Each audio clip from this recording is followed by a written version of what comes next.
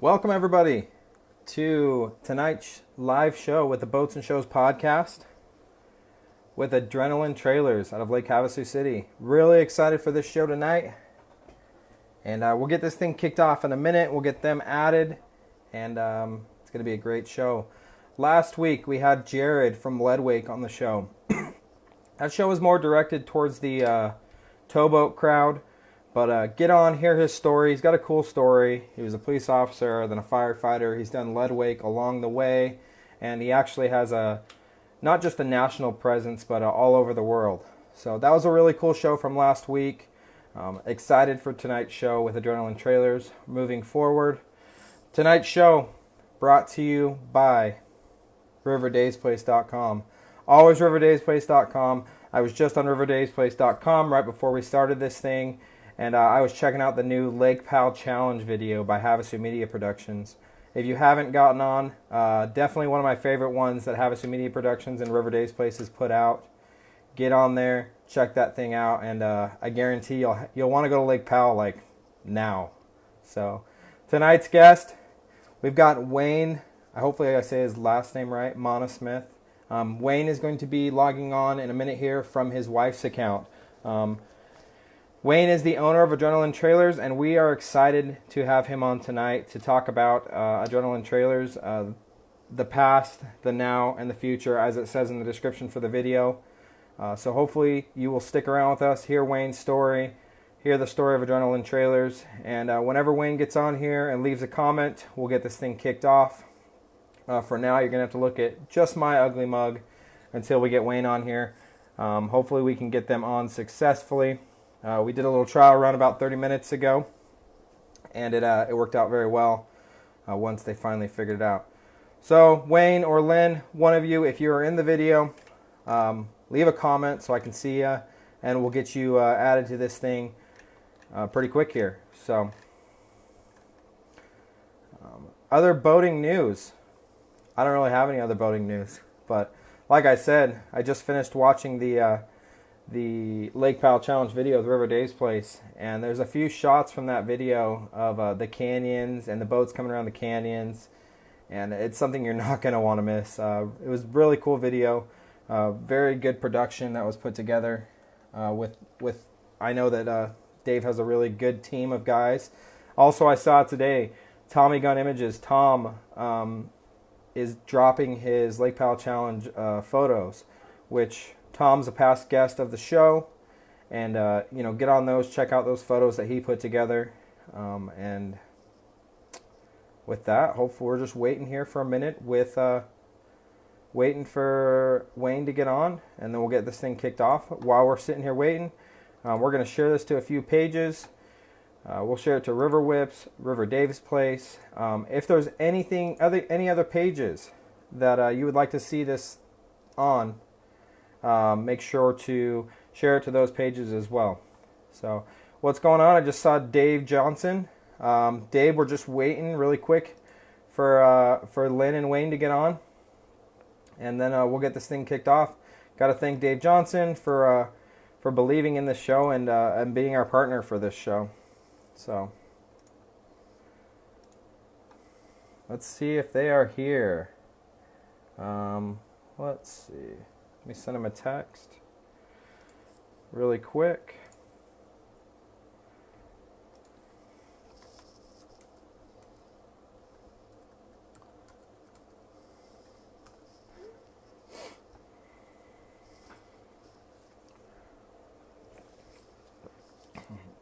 If anyone has their phone number, the difficult thing about doing these live videos sometimes is I'm using my computer, I'm using my phone.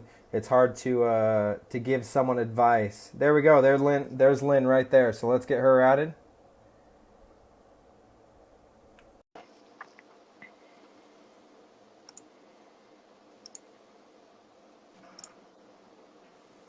Hello. Hi, Jake. We figured it out. We did. Welcome. Thank you. So we've got to welcome Wayne into the show tonight. Wayne, we appreciate you coming on, and we are excited tonight to hear about Adrenaline Trailers. Well, I couldn't appreciate it more. I'd be a little more chipper if it was 7 a.m. and not 7 p.m., but we'll get through this. Well, a little story about that. Our good friend River Dave, when he came on as a sponsor, he wanted to see this show same time every week. Yeah. He said it's like watching your favorite TV show. There you go. I think he was spot on because we already have people joining. And let's start a little bit with you. Yeah, he already texted me and told me he was watching me not to screw up. You know what? I believe that's exactly what he texted you too. So, like I said, let's start a little bit with your history, whether it's in the industry or whether with Adrenaline Trailers. We want to hear all about it.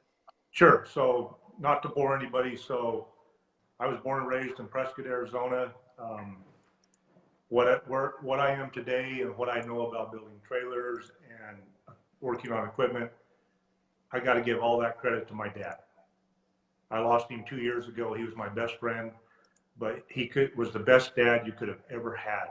He had me running a backhoe when I was 10 years old. We were in the fuel business, so what we did is we would buy from the major oil companies, and then we'd resell the fuel to ranchers, farmers, commercial accounts, contractors, so on and so forth. And so on summer vacation, we would go on deliveries, and after the truck was empty, he would pull over. I think it's 15, 16, and there's a stretch of road where there's never any cars.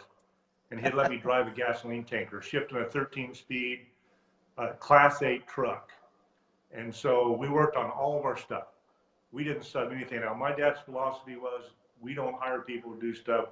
We either do it or we figure out how to do it. And that meant pouring concrete, laying block, working on engines, transmissions, painting, welding, building trailers, whatever it is we had to do to get by. In those days, in the 80s, it was tough. Early 90s, it was tough. Got a lot better in the late 90s. So that's kind of where I started from, is always being around equipment. My dad always had a lot of patience, so he would always show me how to do things. If I screwed it up, he'd show me again. If I screwed it up, he'd show me again. And so he was a rare man. And I tried to follow that same philosophy with the people that make up Adrenaline Trailers, and that's that we're a team, that we're not always going to do it perfect, but I guarantee you we have integrity and we will stand behind our product and we'll do whatever it takes to make it right. So that's where I got to here. The only other thing that I would add is my wife and I moved to Lake Havasu in 2012. Prior to that, born and raised in Prescott, Arizona, and we vacationed in Havasu since the 90s. Love boating here. And when our youngest, we have 3 kids, 7 grandkids now, but when our youngest child left home, we wanted to move to Havasu. Prescott's a beautiful place, but we just got tired of the winters and stuff. So we moved over here, and I'm looking for a business to buy because I want to get into something in the marine business. And so I started looking around. I find this company that's for sale. They have a big customer base. And it was actually a detail company, and I had no desire to be in the detail business, but it had a big customer base. So I bought it, and knowing that I want to take it to the next level. So I started looking at, okay, what is this community missing? Where's the niche in this community? Well, I always needed my trailer worked on, and there was only one company in town. They did a great job, but they weren't open on Saturdays. They wouldn't lift your boat. It was, you had to go float your boat and then take your trailer to them. And so I'm thinking, okay, this is a good business to get into. So that's how it started. Just one trailer in 2012 and build it up to where in 2014, I actually bought that company and then took it to the next level. So we were always building trailers, but we weren't really truly into manufacturing. In 2000, and I think it was 13 probably, early 14, we made the decision. We have the assets, we have the tools, we have the talent. Let's see what we can do. So I brought in a crew. Some of the guys that are with us have been building trailers for over 20 years. Excellent welders, excellent fabricators. Did some engineering on what we want to do to our trailers that would set us apart from everyone else. And I believe we achieved that. So what really set us off is we were building trailers, and I have a good friend of mine that come to me and said, hey, Wayne, I just ordered a DCB M29, and I want you to build a trailer for it. And I go, okay, cool. And he goes, here's the deal. Build it like it's yours. Basically, he gave me a blank check and said, build it like it's yours. Do what you want to with this thing. I want to see what you can do. So we build it. We have it sitting out in front of our shop, ready to be picked up and take to El Cajon to have the 29 put on it. And guess who shows up? Tony from DCB and Brad from Lickety Split. I didn't know Brad at all. They see this trailer sitting out here. Tony, we were already doing stuff for DCBs. So Tony and Brad are walking around this trailer. We did some crazy stuff to it. And Brad comes in, introduces himself, says to me, Wayne, I want one of your trailers. I'm going to talk to JP, and you're going to build this trailer for us because we don't like the trailer we have now. And I'm like, yeah, whatever, you know. 2 weeks later, they walk in the door and they order a trailer, and they want it maxed out even more than the one we built for my buddy. And that's how my relationship started with Brad. And as everybody knows, they went everywhere. They did 15, 20,000 miles a year. And so he's showing our trailer off. He's talking us up. And so the high-end build started from him. And I want to give him the credit right now. I miss him dearly. He's a good friend. And he really helped promote our product. And now we're at a point to where, you know, we're having calls come in from all over the country. But we just don't do high-end stuff. We do everything. Some of our favorite stuff is we had a customer recently that was coming across the 40. There was something in the middle of the road. He had to veer off in the desert. Totaled his trailer. Boat wasn't too bad a shape. It was repairable. He come to us. We built the trailer for him, and this guy was elated. And now a friend of ours. And so that was like a smaller, I think it was a 21 or 22 caliper one. So I don't want any of our customers to have the misconception that we only do high-end stuff, because we don't. Our motto is, you dream it, we build it. Customers number one. Well, and you've talked about many things that are very, you know, dear to me. You talked about, you know, I appreciate you sharing your experience about your father, you know, growing up, how he taught you everything. You know, one of the things, trailers are near and dear to my heart because I love trailers. My first job was working at a trailer shop, you know, replacing bearings, fixing welds, stuff like that.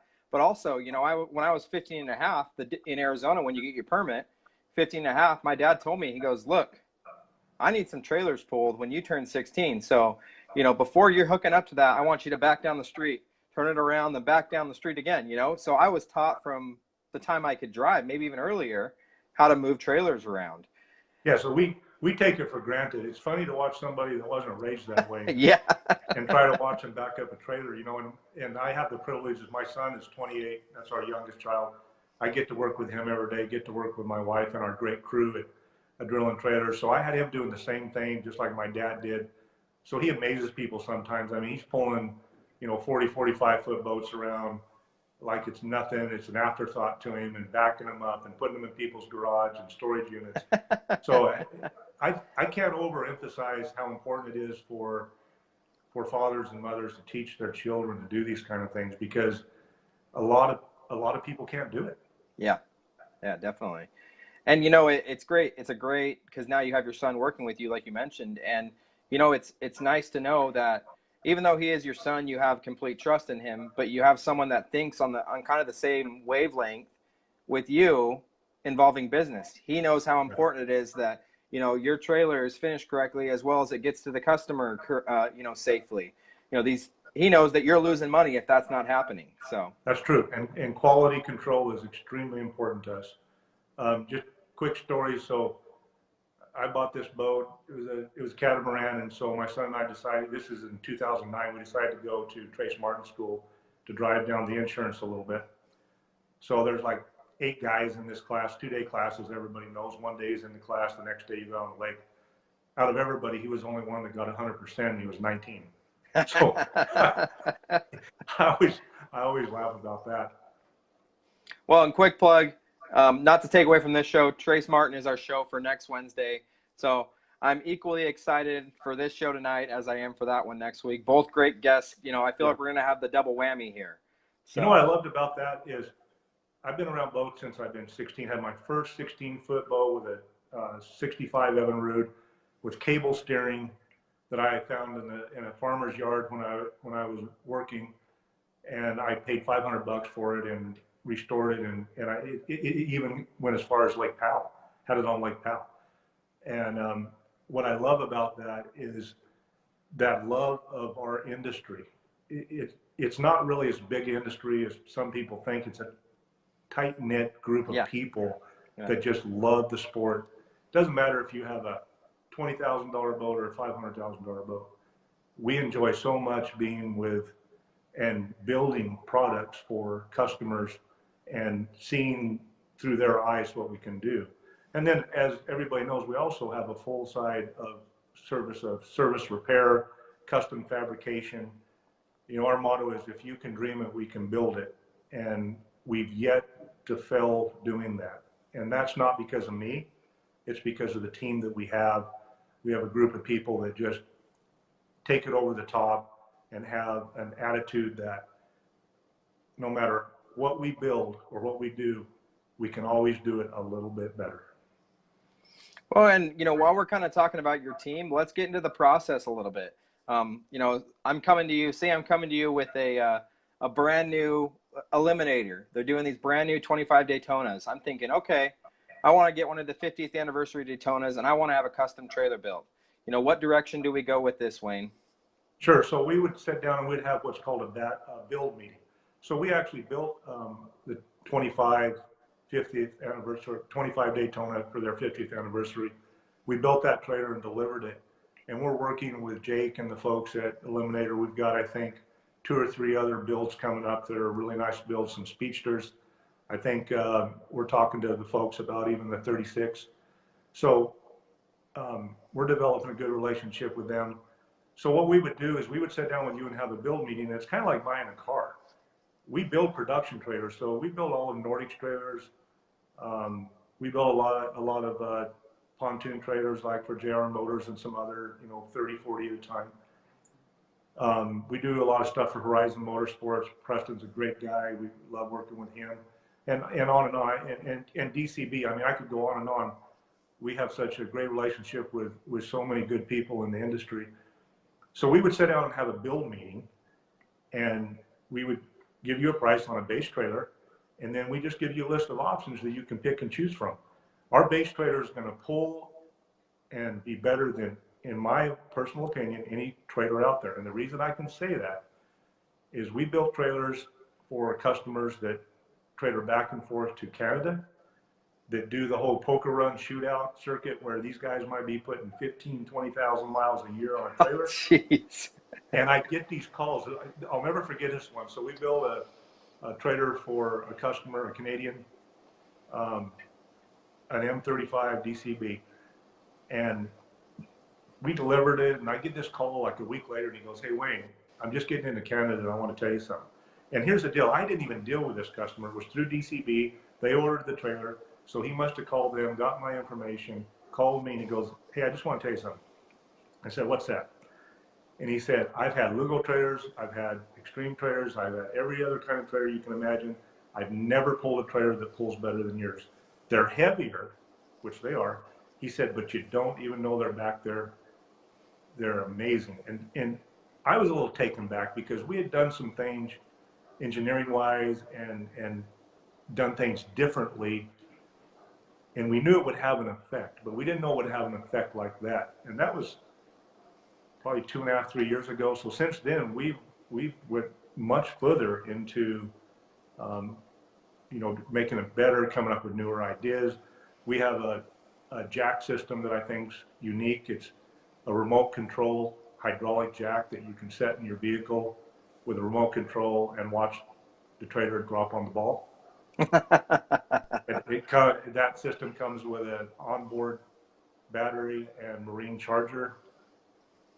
It's been we found that in the horse trailer business. So I went out and I said, "What's the best? Who beats up hydraulic jacks more than anyone. Well, of course, it's ranchers, right? Yeah, yeah. It is. I They mean, drag don't them all care. over the place. Yeah, yeah, they just use them until there's nothing left. And so we found a company that built these jacks, and then we incorporated into the marine side of the industry.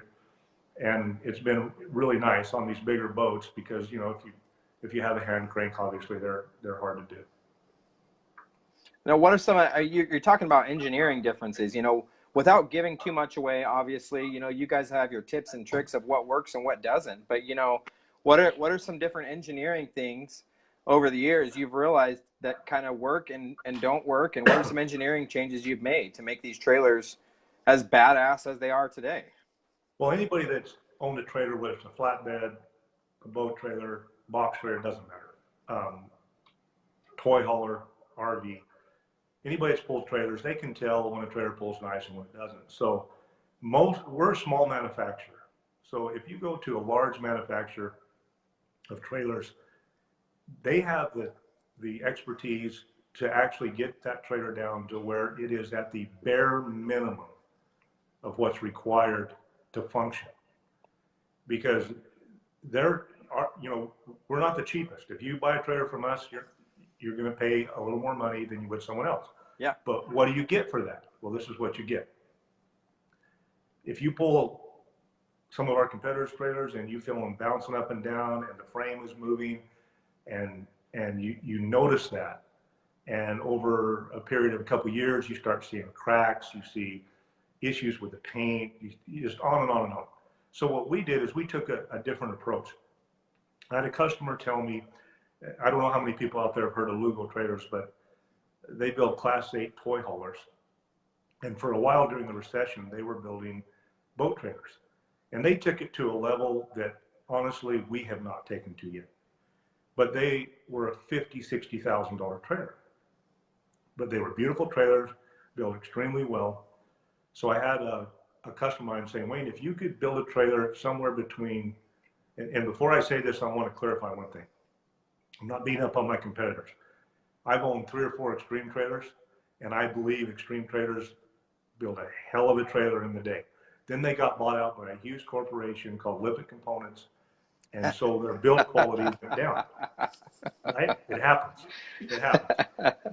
So this customer said, if you can find that niche and build a trailer somewhere between a Lugo trailer and an Extreme trailer, you're going to be able to sell trailers. And I took that to heart. So what we did is we went back to the drawing board and we looked at how both of those trailers were built. Because the nice thing about being in Havasu is you have access to just about any boat or any trailer that's ever been built on the planet. Yeah. So we could dissect those. I mean, let's all be honest. A trailer is a trailer. There's only so many things you can do to a trailer, right? So we looked at them, we dissected them, and we decided this is what we need to do. Use a heavier wall thickness steel in certain areas, place cross members in different places, look at the running gear, the axles, pay a lot of attention to tongue weight. So that's something that a lot of manufacturers get wrong. So the ideal tongue weight, and that has so much to do with how a trailer pulls. If it fishtails, if it bounces a lot. So what you really want is to be between 10 and 15% of your gross vehicle weight. So if your boat and trailer together weigh 10,000 pounds, you want to have 1,000 pounds of tongue weight. That's perfect. Then it's going to pull nice. You're not going to have any problems with it. Well, what makes that difficult is most boat manufacturers cannot give you a center of gravity for their boats. They're not that sophisticated. Some can. Some can, but most can't. So without having a CV, you can't know exactly where to place those axles. So what you have to do for us is we would build the frame, and then we would get a boat, we would set it on the frame, build the bunk brackets up to it, and then we would tack the axles in place, and then move them back and forth, and then weigh our tongue weight. So the first time we build a boat trailer, that's our process. It's expensive to do, but then once we get it perfect, then we build a set of jigs for that trailer, and then we never have to have the boat again because we know exactly where to place the axles, the bunk brackets, the bow roller, the ladder, everything. We have all that information, so we never have to have the boat again. Well, in that situation, you know, how do you deal with obviously jigs are not small things. Jigs take up a lot of space. How do you guys deal with having, multiple jigs on top of each other? Because there's a lot of different boats Yeah. out there. Well, the nice thing, and honestly, we don't have, um, compared to, I mean, let's talk about competitive traders. They were in business for 40 years. Know damn well he had probably 400 sets of jigs. But the fact is, most of those boats aren't built anymore. So what we've done is we've looked at the boats that are built the most, and those are the ones we built jigs for. And we have an area in our yard where we stack them up. Once we do a set of them, we weld into the jigs what boat it's for, where it goes, and then it's easy from there. If we get a new build for a boat, for example, just let's say a Shot 22. So we just built 2 of them. One of them was really super cool. The customer had us do a lot of framework, and he's going to lay in teak wood into the steps and do really cool stuff like that. Well, and if Dave's watching this, he'll know the 22 is not nearly as popular as the 21. So we probably wouldn't build a jig for a 22. If we had another build, we would just put the boat on it and then go ahead and build the bunk brackets up to it.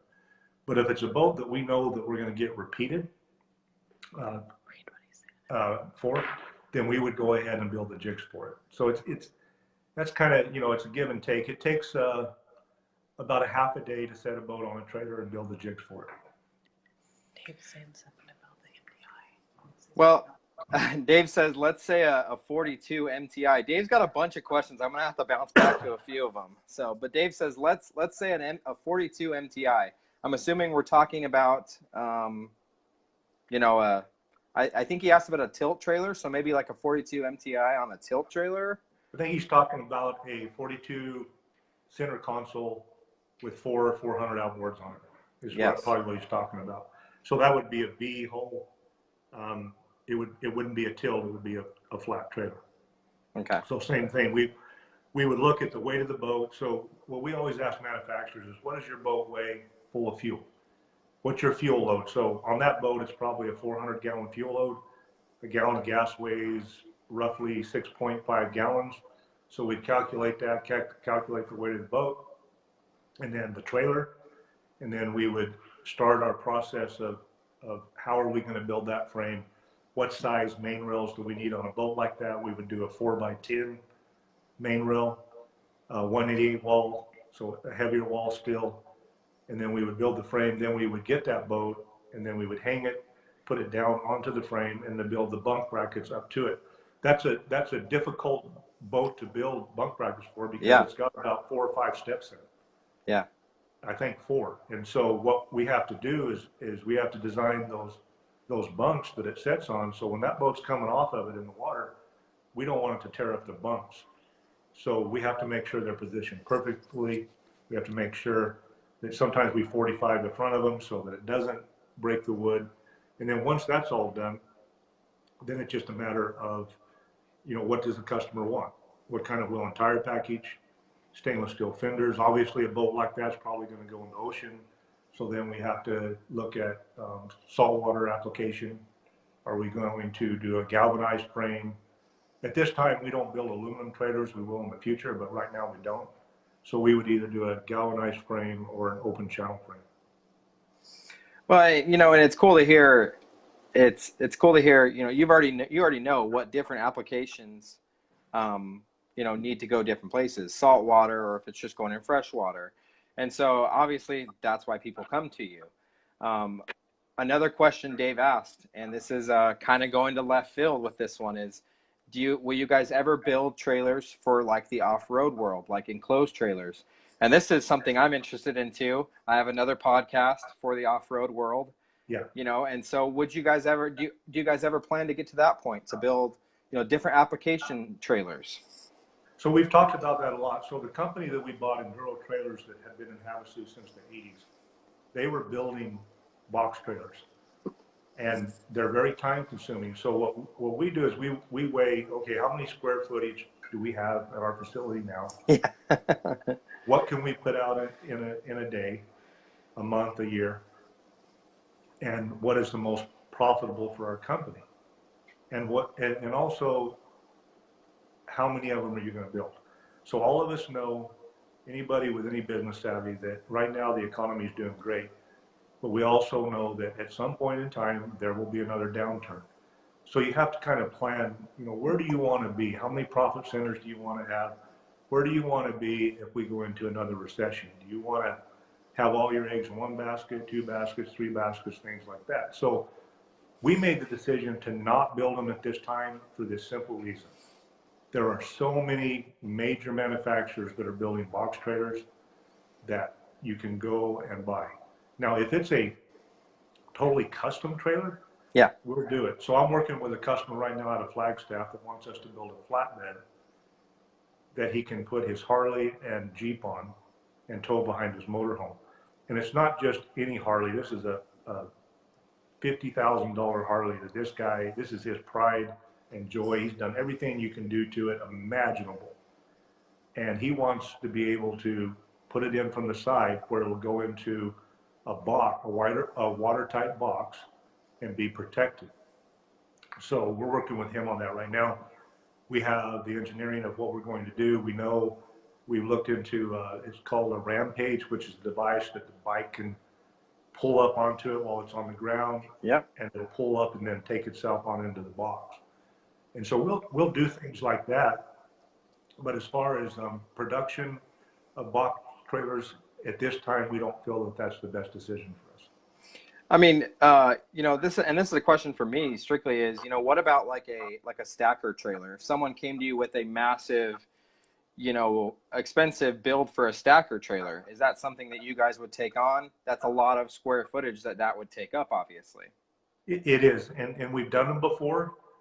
I don't like to do them because they're very time consuming. Yeah.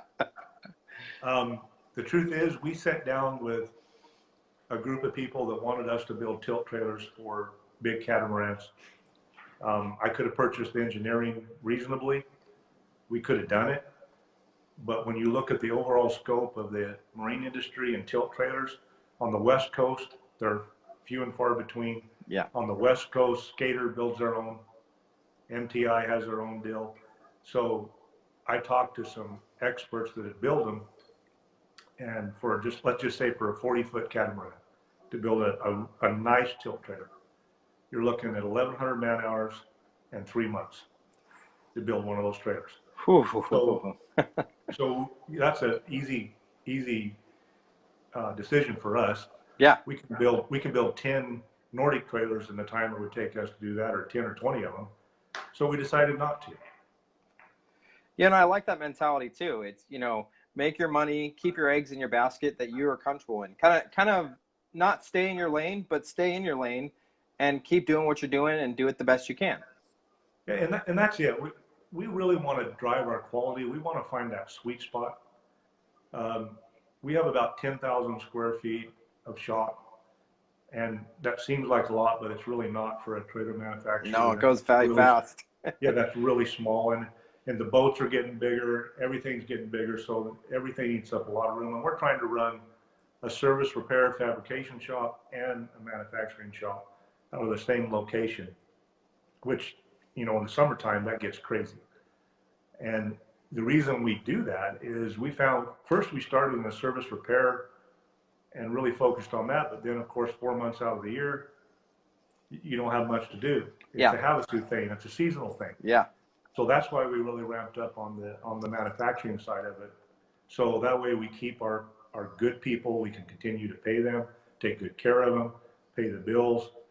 And so that's really where we're focused now on is quality control, treating each customer, whether it's a 21-foot Chata, that this guy's had in his family for 2 generations, or a brand new $1 million DCB or Skater, whatever it is. We're going to treat that customer exactly the same. Because again, I'll go back to my dad. When we were in the oil industry, I remember complaining to him when I was a young kid because he wanted me to take 2 cases of oil to a customer across town.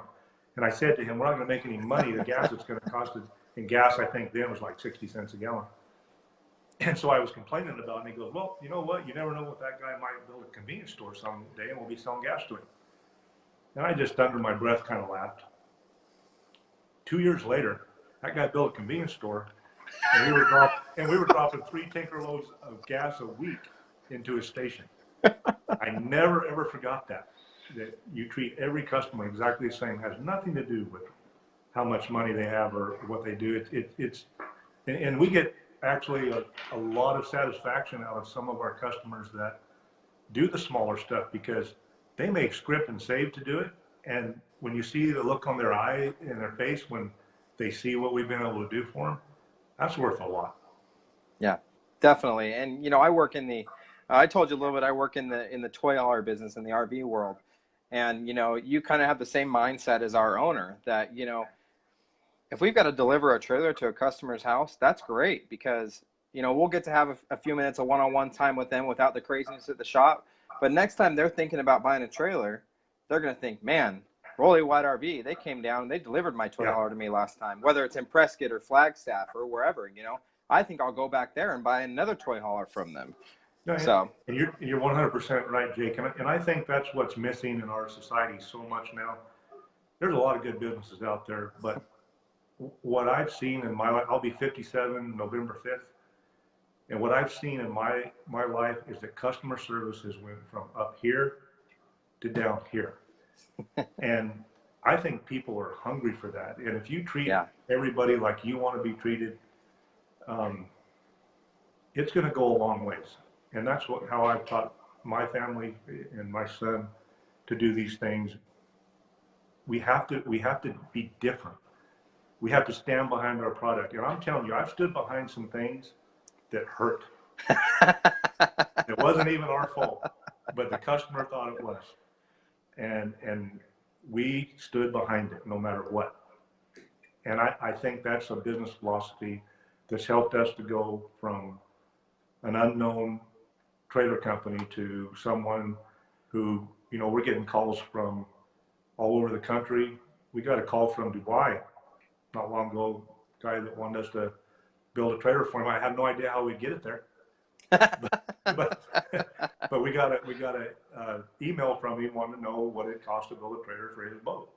So that's pretty cool. yeah, and that is really cool. You know, it's the fact that your name is being said, not just nationally, but, you know, around the world. It just goes to show, you know, whether it was a past customer that mentioned that to that customer in Dubai, or whether it was, you know, let's use Jeff Murray. He pulls your trailers all over the road. Whether it was him that says, you know what, these trailers are the most popular ones in the States. You need one in Dubai too. So it's it speaks, you know, huge numbers when people can't keep adrenaline trailers out of their mouths, because it's all good things. And one of the reasons I wanted to have you on the show was I had only heard good things as adrenaline trailers. Really nice of you to say, and I got to give a shout out to Jeff. He really talks up our product, and he's somebody that I really go to, because he truly is pulling our product all over the country. Yeah. And he gives me good feedback, and I'm asking him. So, you know, it's not unusual when we do a bigger trailer, you know, we'll contact him and say, how'd that thing pull? What do you think? And so it's really nice to see our product out in the real world, going through, you know, things that he tells me that crazy, whether it's weather, bad road conditions, whatever it is. And he goes, man, I don't even know that thing's back there. It pulls so good. So it means a lot to us. Well, what does the future hold? You know, we've talked about, I had kind of a list of topics. I sent you a few. I threw a few more in there. And in some way or another, you've nailed every topic without me even asking about it. So, you know, my last one is, what does the future hold? Where would you like to see adrenaline trailers in 5 years, 10 years, so on and so forth? I think what my dream for the company is that we continue to search for that sweet spot. I don't want to be huge. I'm happy where we are. I want to appeal to a group of people in the marine industry that really appreciates our product. As time goes by, in the next, you know, 5+ years, I'd like to start turning more over to my son. He's doing a great job. Maybe go down to a 60-hour week instead of 80-hour week. That'd be kind of nice. And so that's what I want to see. I just want to continue to see us refine our product to find that niche that we continue to search for, to see, okay, this is where we want to be. This is who we want to build trailers for. You know, we're not an easy loader company where we're building thousands of trailers a year. We want to appeal to a certain group of, and again, I want to stress, whether it's a customer with a 21-foot boat that they've had in their family for 20 years and the trailer's done and they want us to build a new trailer for it, or if it's a $1 million boat that that customer wants one of our trailers under his or her boat. That's what I want to appeal to. So I honestly don't see us expanding much more than we are now. We can build 300 trailers a year. We may change some of the things we do as far as what kind of trailers we build. We're always watching the economy, watching what our competitors are doing, listening to our customers. I think that's one of the most important things of all. Listen to our customers, and I want to emphasize our vendors. So when we look at the DCBs, the Eliminators, the Nordics of the world, the Advantage, we build quite a few pontoon, tri-tune trailers for customers and have two boat builders. So we're listening to them and we're going out there and asking them, what can we do better? And what's nice is we see the feedback from some of our dealers that we sell to. They'll come to us and say, I had an easy loader trailer sitting here with the same boat on it and one with yours, and the customer would not buy the one with the easy loader. Well, easy loader builds a good trailer for the money. I mean, they build thousands and thousands of them. But that's the market we're looking for. Is if you're willing to pay a little more, you're going to get a much better trailer, and it's going to last you for generations. We use a paint system that nobody else uses. We have a design that I don't think anybody else is doing. And that doesn't mean they can't. I just think that we figured out that little niche in our market, and that's where we want to stay. And one thing that really struck me as we kind of talked here is you mentioned a few times, our trailers are a little heavier. To me, and I pulled a bunch of trailers in my short life, but to me, a heavier trailer always pulls better. And that going down the road, that thing's not going to rattle itself all over the place. And that's true. And I like the heavy trailer, so. Yeah, and they do. They just hold up so much better, pull so much better. And the truth is, I mean, Ford Super Duty has 920 foot-pounds of torque. The first gasoline tanker I ever drove, I'm grossing 80,000 pounds, so 40 tons, with a 13-speed, and it had 1,100 foot-pounds of torque. So now we got pickups that have 920 foot-pounds of torque. So a little heavier trailers, I don't think is a problem. No, not at all. Not at all. I think you guys are, and I'm a small part, but I appreciate, you coming on and talking about your business and, really your baby. I know this is your and your wife's baby.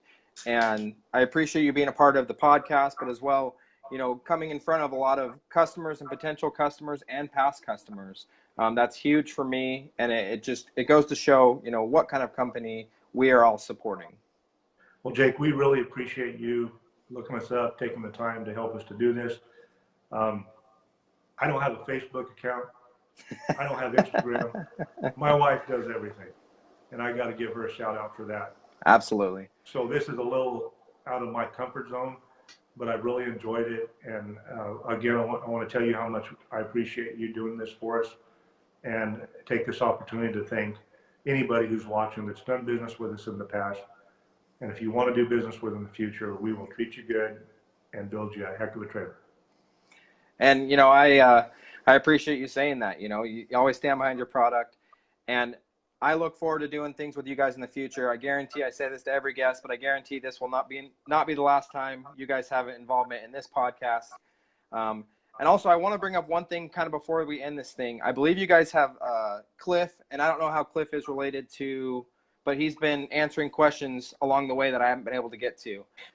And I just want to challenge everyone, if you do have a question for Wayne that we didn't answer in this live video, I think Cliff can get on there and take a little time and answer some questions that maybe we didn't answer throughout the show. Absolutely. So Cliff is our service foreman. Okay.